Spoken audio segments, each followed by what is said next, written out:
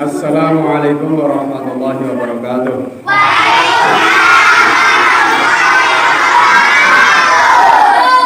Bismillahirrahmanirrahim. Wassalatu wassalamu ala Rasulillah wa ala alihi wa sahbihi wa ala amma ba'd.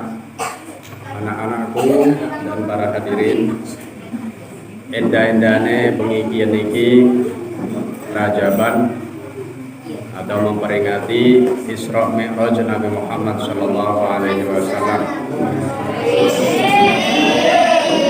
Mangga para sedulur, para tangga sing sempat hadir, berkenan hadir, mangga melu hadir. Mungkin panitiane atau pengurus masjid repot musim panenan dan lain-lain, jadi orang sempat ngaturi para tetangga lan sedulur, sehingga iya pengatur ya sehingga orang sing mau jadi sing sempat mangga hadir. Acara yang akan kita lakukan malam ini, pertama pembacaan debat atau berjanji ya, secara singkat kurang lebih setengah jam. Kemudian setelah itu akan saya bacakan atau akan saya ceritakan tentang kisah daripada Mi'rajnya Nabi, atau cerita tentang Isra Mi'raj Nabi Muhammad SAW secara singkat lagi, jadi sekitar setengah jam. Oleh sebab itu anak-anak yang bawa bekal yang singgawa tumpeng, jadi setelah selesai marhabanan tetap duduk diam dan tenang, karena setelah selesai marhabanan kita akan bercerita tentang Isra dan Mi'raj, apa saja yang terjadi di dalamnya dan apa hikmah yang bisa kita ambil daripada peristiwa Isra Mi'raj. Ngerti ya? Ngerti semuanya? Ya, kita mulai. Wassalamualaikum warahmatullahi wabarakatuh. Bismillah, alhamdulillah, wassalatu wassalamu ala Rasulillah wa ala alihi wa sahbihi wa mawalah, amma ba'd. Qala al-mu'allif rahimahullah ta'ala wa nafa'ana bihi wa bi ulumi fid dharain amin ya rabbal alamin. Bismillahirrahmanirrahim. Baina Nabi sallallahu alaihi wasallam ila akhirih. Dikisahkan dalam kitab Qissatul Mi'raj atau kisah Mi'raj Nabi sallallahu alaihi wasallam bahwa ketika Nabi Muhammad sallallahu alaihi wasallam sedang berada di Hajar Ismail di Baitullah, sedang berbaring muttaji'an di antara dua laki-laki, artinya dikawal oleh dua orang laki-laki. Dikatakan di sini pertama adalah Sayyidina Hamzah, paman Nabi, dan yang kedua adalah Ja'far bin Abi Thalib, kakak daripada Sayyidina Ali radhiyallahu anhu. Nabi Muhammad SAW ini bukan lahir dari orang biasa, tapi lahir dari keluarga terhormat atau kepala suku. Jadi kakek beliau Abdul Muthalib itu kepala suku. Beliau diasuh oleh kakeknya Abdul Muthalib, adalah seorang kepala kaum atau kepala suku, pembesar Quraisy, salah satu pembesar Quraisy. Setelah kakek beliau wafat, beliau dititipkan kepada pamannya, yakni Abi Thalib, jabatan kepala suku dari Abdul Muthalib pindah ke putranya, yakni Abi Thalib. Kakek Rasulullah Shallallahu Alaihi Wasallam mengetahui keajaiban-keajaiban yang ada pada diri Nabi, maka beliau sangat menjaganya dan sangat menyayanginya. Sehingga sebelum beliau wafat, beliau berwasiat kepada Abi Thalib dan yang lainnya, anak cucunya, untuk menjaga Nabi Muhammad Shallallahu Alaihi Wasallam. Jadi ketika beliau waktu itu sudah menjadi Rasul dan berada di Hijr Ismail, beliau dijaga oleh pamannya Hamzah dan Ja'far bin Abi Thalib, yaitu kakak dari Sayyidina Ali bin Abi Thalib radhiyallahu anhu. Tiba-tiba datang kepadanya malaikat Jibril, Mikail, dan Israfil. Akan tetapi kedua saudara Rasul yang menjaga ini tidak menyadari didatangi oleh malaikat Jibril, Mikail, dan Israfil.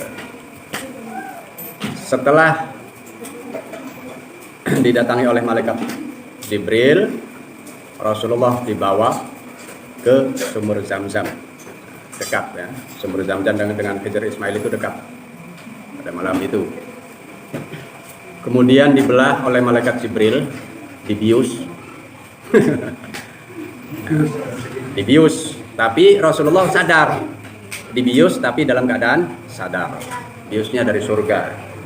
Jadi dibelah dadanya dari bawah tenggorokan terus sampai ke perutnya. Dicuci dengan air Zam-Zam, dikeluarkan hatinya, dan kemudian diisi dengan hikmah, iman, yakin, dan dihilangkan segala kotoran yang ada atau penyakit hati, dan juga dihilangkan segala kegelisahan hatinya.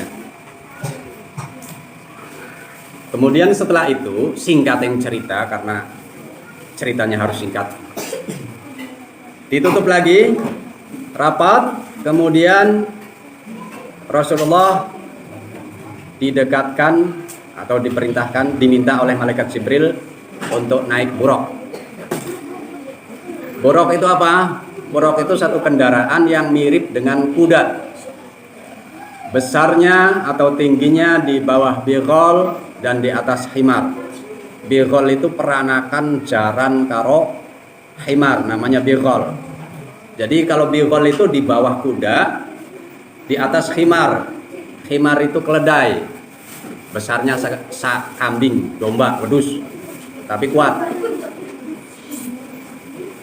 Nah, buraq itu mirip kuda dan besarnya di bawah bighal tapi di atas himar. Kalau kuda, khail, itu tingginya sampai 1,5 meter ya. Kita orang dewasa saja untuk menaiki kuda itu harus ada tangganya atau tidak bisa langsung naik. Kalau himar, keledai bisa kita langsung naik karena tidak tinggi. Tapi bighal lebih tinggi lagi daripada himar. Nah, buraq itu antara himar dan bighal, berarti tidak begitu tinggi. Tetapi di pahanya itu terdapat sayap sewiwi. Jadi sayapnya bukan di punggung duduning gigir, tapi ning pupu sewiwi. Jadi itulah yang membantu buraq berjalan secepat kilat. Kemudian buraq ini diberikan keistimewaan ketika membawa Nabi itu kakinya bisa memanjang memendek. Jadi ketika naik bukit, kaki belakangnya memanjang. Dari posisi Nabi tidak jengkang, ya. Tetap posisi Nabi itu tetap seimbang, sejajar. Ketika turun, kaki depan memanjang, kaki belakang tetap. Jadi posisi Nabi tidak jengking. Itulah keistimewaan daripada buraq. Nah, itu singkat cerita, kita langsung sampai kepada Palestina. Rasulullah SAW dibawa oleh malaikat Jibril singgah ke Yasrib atau Madinah, sholat, kemudian singgah ke tempat Nabi Musa mendapatkan wahyu pertama, sholat, dan terus sampailah Nabi Muhammad SAW tiba di Baitul Maqdis, ya, atau Masjidil Aqsa. Lalu malaikat Jibril azan. Tentu saja azannya malaikat Jibril hanya Rasulullah yang mendengar. Yang manusia selain daripada itu yang ada di situ, selain daripada Rasulullah yang ada di situ tidak mendengar. Yang mendengar hanyalah malaikat dan Rasulullah. Kemudian setelah malaikat Jibril azan, para nabi turun dari langit. Artinya roh-roh para nabi saat itu dibentukkan oleh Allah seperti wujud asli waktu hidup di dunia, dan juga para malaikat. Semuanya turun dari langit dan sholat berjamaah bersama Rasulullah SAW dan Rasulullah yang menjadi imam. Setelah selesai sholat, semua yang dilihat oleh Rasulullah dari orang-orang yang tidak dikenalnya itu tadi hilang. Lalu Rasulullah bertanya kepada malaikat Jibril, siapakah mereka? Malaikat Jibril menjawab, mereka adalah para nabi, para utusan sebelum engkau diutus, dan juga para malaikat. Lanjut. Kemudian Nabi Muhammad SAW dibawa oleh malaikat Jibril, Mikail dan Israfil naik ke langit. Tidak ada satu manusia pun, tidak ada satu makhluk pun, jangankan manusia ya, tidak ada satu makhluk pun yang diberikan keistimewaan oleh Allah sampai ke Sidratil Muntaha. Malaikat Jibril, malaikat Mikail, Israfil yang termasuk muqarrabin ya, dan karubin, tidak ada yang bisa mendekat sampai ke Sidratil Muntaha. Hanya Nabi Muhammad satu-satunya makhluk yang paling dicintai oleh Allah dan yang paling dikasihi oleh Allah, sehingga dari bumi diangkat sampai ke Sidratil Muntaha, bertemu langsung dengan Allah. Nah, sebelum bertemunya, kemudian malaikat Jibril mengetuk pintu langit pertama. Tok tok tok tok, lamening lawang wong kayak. Kalau umpama di pintu orang, tok tok tok, assalamualaikum. Kemudian malaikat yang di atasnya menjawab, waalaikumsalam. Siapa ini? Malaikat Jibril menjawab, saya Jibril, Mikail, Israfil, dan bersama saya Nabi Muhammad SAW. Lalu malaikat yang di langit berkata, apakah beliau sudah diutus? Malaikat Jibril menjawab, ya. Pintu langit pertama dibuka, Rasulullah bersama malaikat Jibril dan rombongannya masuk ke langit pertama. Disitulah pertama kali Rasulullah melihat malaikat yang dari awal diciptakan oleh Allah itu berdiri sampai kiamat, jadi ngatuk. Lalu ketika Nabi Muhammad SAW datang ke langit dan malaikat tersebut melihat Rasulullah, maka malaikat tersebut memberi salam kepada Nabi. Lalu Nabi menjawabnya. Dan kemudian Nabi Muhammad melihat malaikat dari awal diciptakan oleh Allah sampai hari kiamat ruku, seperti ya ruku. Kemudian ketika mendengar dan melihat Nabi Muhammad lewat, malaikat tersebut berdiri sesaat mengucapkan salam, lalu Nabi menjawab salam dan rukuk lagi sampai hari kiamat. Dan yang ketiga, Nabi Muhammad SAW melihat malaikat sujud. Semenjak Allah ciptakan, Allah perintahkan untuk sujud terus sampai ketika Nabi Muhammad datang, malaikat tersebut mengangkat wajahnya, duduk, lalu mengucap salam kepada Nabi dan Nabi menjawab salam. Melihat tingkah dari tiga macam malaikat tadi, Rasulullah SAW berangan-angan, seandainya sholat daripada umatku seperti sholat para malaikat itu tadi.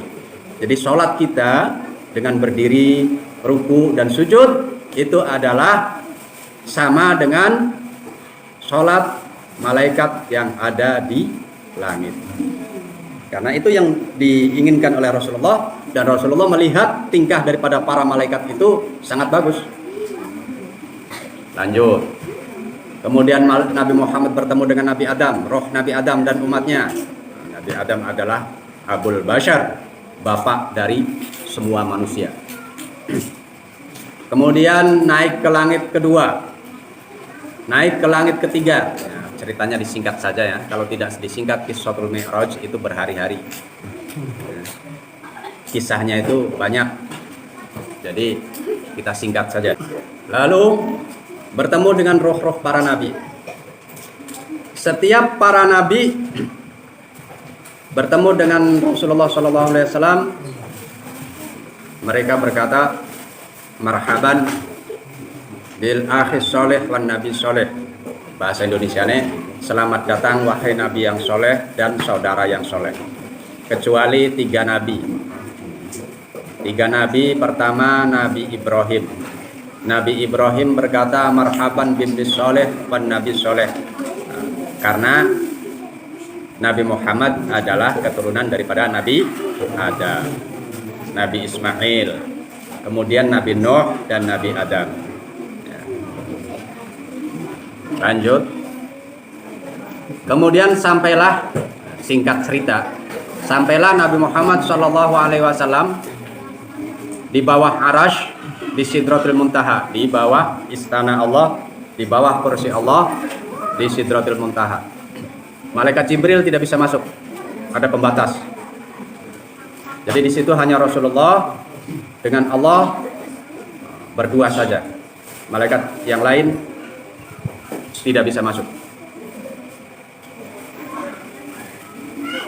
Nabi Muhammad berkata ketika sampai di Sidratul Muntaha, pertama yang dikatakan oleh Nabi Muhammad SAW adalah at-tahiyyatul mubarakatus sholawatut thayyibatu lillah. Kalau bahasa kitanya begitu, yang kita hafal seperti itu ya.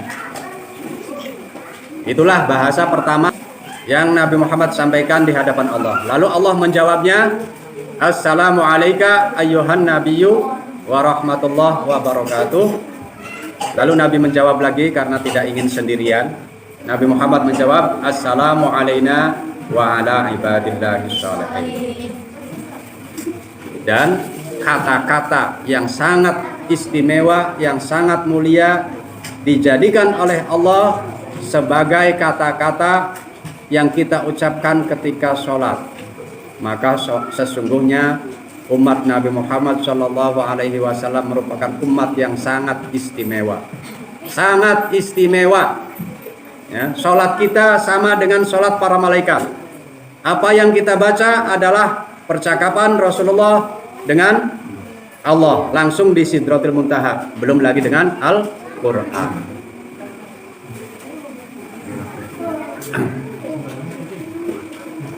Itu cerita, saya undur sedikit ya. Ketika Nabi Muhammad naik ke langit keempat, lalu bertemu dengan Nabi Musa. Kemudian mereka ibaratnya bersalaman, saling mendoakan.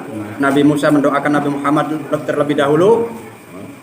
Tentu Nabi Muhammad tidak mendoakan Nabi Musa ya, karena sudah selesai. Nabi Musa sudah selesai dengan umat yang sangat banyak. Umat Nabi Musa itu salah satu nabi yang umatnya paling banyak di dunia.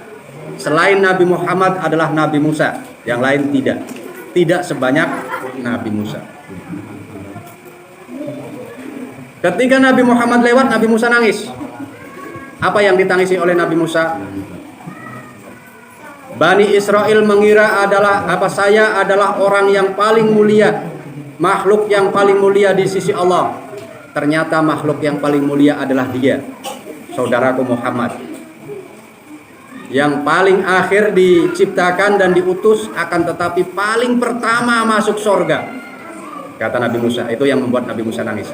Kalau masalah dirinya sendiri masuk surga pertama, saya tidak peduli. Tetapi umatnya juga terlebih dahulu masuk surga, dan kami yang pertama justru terakhir. Itulah yang ditangisi oleh Nabi Musa alaihissalam. Maka kita ini istimewa ya. Umat Nabi Muhammad adalah istimewa. Singkat cerita maning, kemudian Allah Subhanahu wa ta'ala bertanya kepada Nabi Muhammad, wahai Muhammad, apa yang kau minta? Artinya apa yang kau minta di dunia? Nabi Musa Al-Kalim, Nabi Sulaiman diberikan kerajaan dengan berbagai macam makhluk semua tunduk kepadanya, dan lain sebagainya.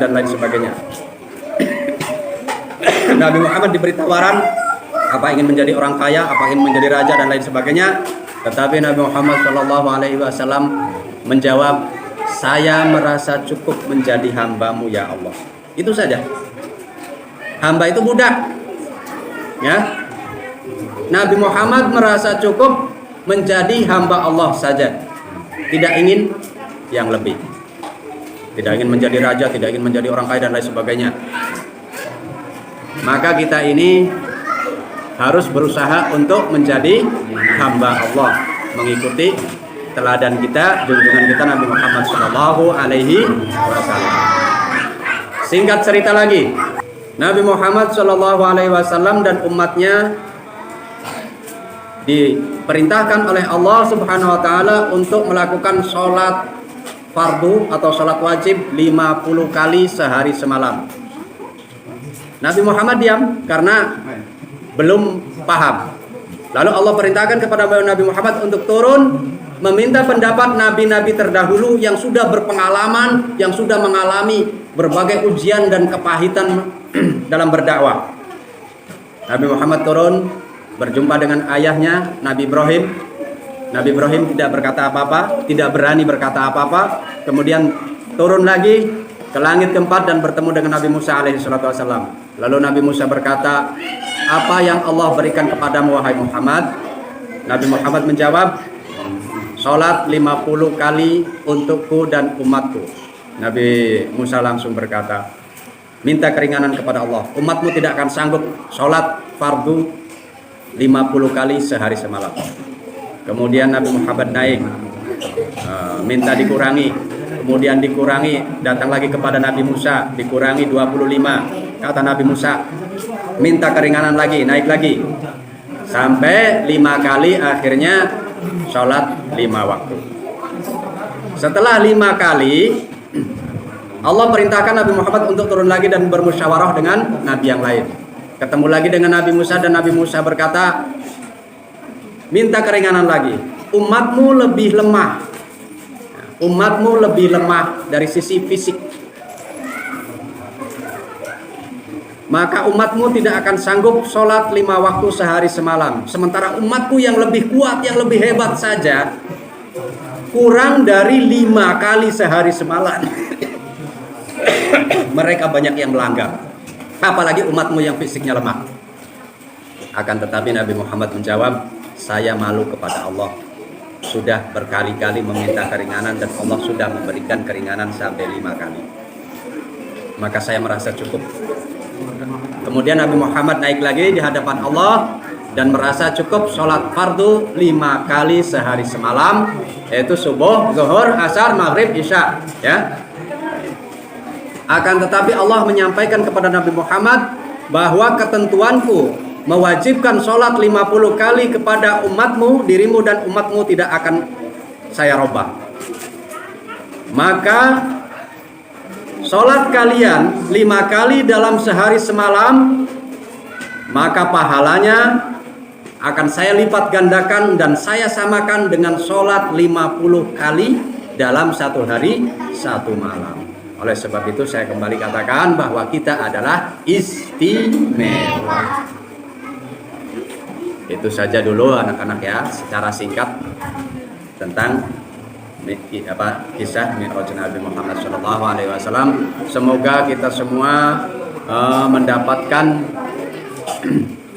syafaatnya dan kita semua menjadi orang-orang soleh dan kita semua mati dalam keadaan husnul khotimah. Amin ya rabbal alamin.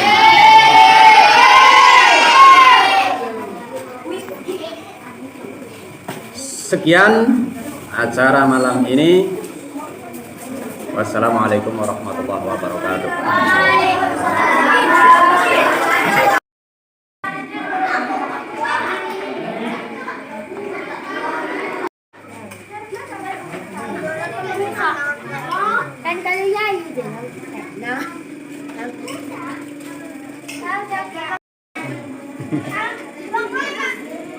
Aja kayak wong elik simanganku.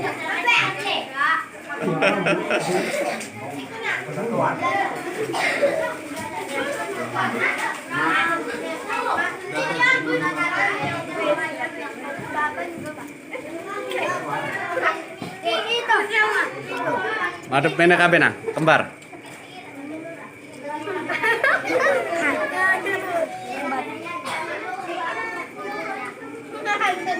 Balung maknyos. Ulangi. Balung maknyos. Nah, mantap.